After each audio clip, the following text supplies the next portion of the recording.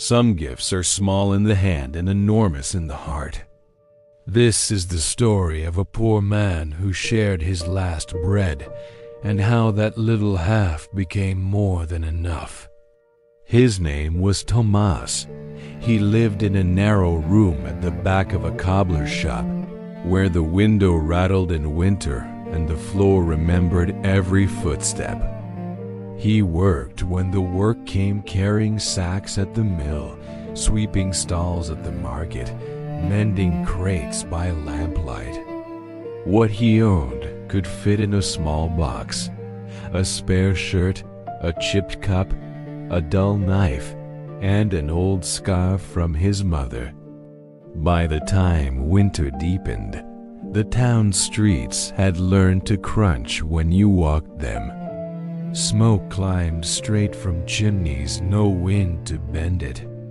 On such a night, Tomas returned from the market with his wages counted in cold copper and a single round of coarse bread still warm from the oven. It was not much, but warmth travels farther when you're hungry.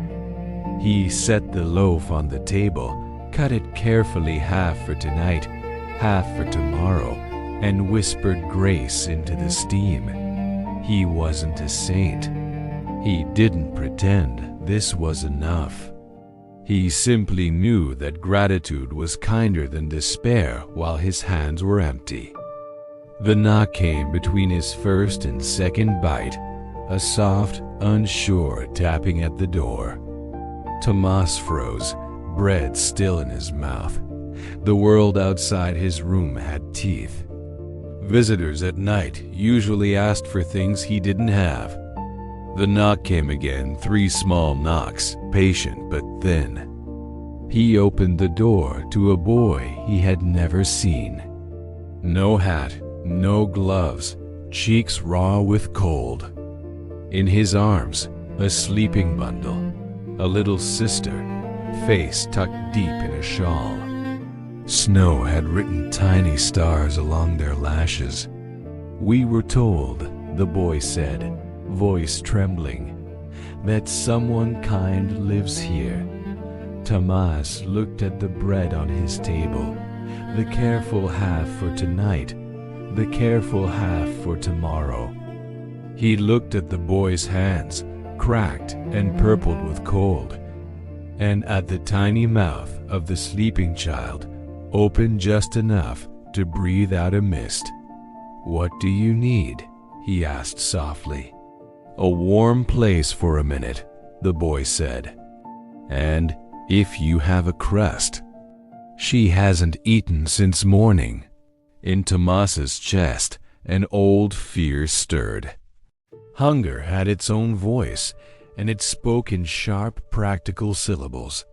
If you give, you will have less. If you have less, tomorrow will be worse. He felt the truth of that voice in his bones. But he remembered something his mother had said when he was smaller than this boy. "When the night is loud, let your heart speak softer and slower." He drew a slow breath. "Come in," he said. They entered like the last 2 birds before a storm. Tomas pushed the chair closer to the small stove, wrapped the boy's fingers in the old scarf, and, without ceremony, cut his half loaf again. 1 piece for the boy, 1 for the child, and the smallest piece left for himself. The boy tried not to devour it and failed in the honest way of the hungry. He chewed, eyes closing. The little girl, roused at the smell, reached blindly with a mittened hand, and Tomas tucked a crumb into her palm. It felt like feeding a sparrow on his window ledge those rare warm mornings. "Thank you," the boy said, crumb-soft around the words. We were turned away at 3 doors. Yours is the 4th. Tomas smiled without showing teeth. 4th time is lucky. They warmed by the stove, steam rising from their shawls. For 10 minutes, the room held a kind of silence that mends, the kind made of chewing and breathing and thawing, not of worry.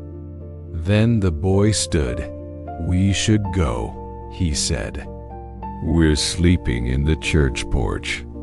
The priest will open at dawn." Thomas knew the porch, stone and stern, with a crack that let in wind like a blade. He looked at his bed, narrow as a ribbon but soft compared to stone. He looked at the children. "Stay," he said. "Take the bed. I'll sit by the stove." The boy shook his head, ashamed. "We can't." "You can," Thomas answered gently. "Sometimes the kindest thing is to let kindness land." They slept like folded paper birds, small and light. Thomas sat, hunger awake in his belly, a little ache and a little glow. He watched the candle shorten. He listened to the stove. He counted the hours with the thin click of cooling iron. When the ache shouted, he reminded himself, "When the night is loud, let your heart speak softer and slower." Near dawn, another knock, firm this time. The shopkeeper's wife, stout and red-cheeked, stood in the doorway with a basket. "I heard you took in the children," she said. "The priest told me to check the lanes. You always forget to ask for help." "I don't like to trouble anyone," Thomas said. She pushed the basket into his hands. "Then let us trouble you with bread." Thomas blinked. The room brightened in ways the candle couldn't manage. The woman's mouth softened. "You've been carrying sacks for my brother," she added. "He says you were quiet and honest. Come after breakfast. There's work for a week, maybe more." He opened his mouth, found it had misplaced his words, and only nodded. They ate together, the children with giggles, Thomas with shy delight, the woman with a watchful kindness that pretended not to notice his tears. He gave the children the jar to keep, because sweetness tastes better when it travels. By mid-morning, the world had changed exactly as much as it needed to. The church door opened.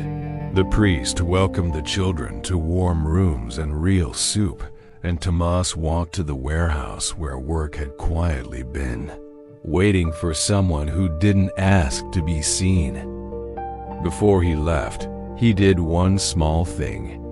He took the last crumb of his own poor bread, the one he hadn't eaten, and placed it on the windowsill, not as an offering, as a remembering. He remembered that sharing hadn't made him empty. It had opened a door in a wall he didn't know he had built. He remembered that fear had been right. In a narrow way, giving does mean having less. But in a larger way, fear had been wrong. Sometimes less becomes room for more to enter.